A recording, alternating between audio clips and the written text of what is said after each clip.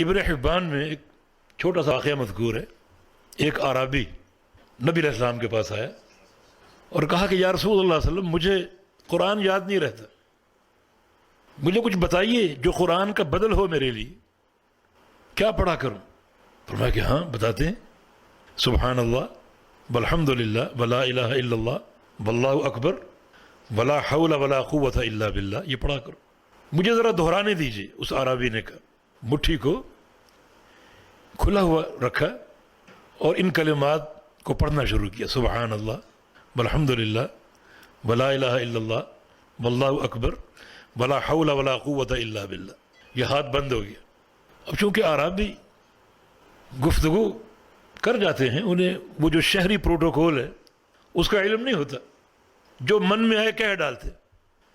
فوراً کہہ اٹھا کہ ھذا لربی فما لی، یا رسول اللہ صلی اللہ علیہ وسلم جو کچھ آپ نے بتایا یہ سب کا سب تو میرے رب کے لیے، میرے لیے کیا ہے؟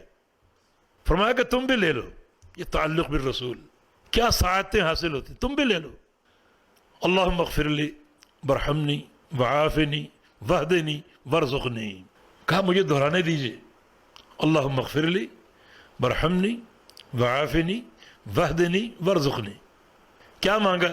یا اللہ مجھے معاف کر دے، یا اللہ مجھ پر رحم فرما، یا اللہ مجھے عافیت دے دے، یا اللہ میرے گناہوں کو معاف کر دے اور میری روزی میں وسعت پیدا کر دے.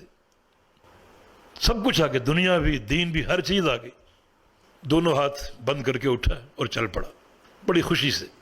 رسول اللہ صلی اللہ علیہ وسلم نے ارشاد فرمایا کہ اما ھذا فقد ملأ یدیہ بالخیر. یہ شخص خالی ہاتھ آیا تھا اور اپنے دونوں ہاتھ خیر سے بھر کے لے گئے. خالی ہاتھ آیا تھا، تہی دست آیا تھا، لیکن خیر کے خزانے سمیٹ کر چلا گیا.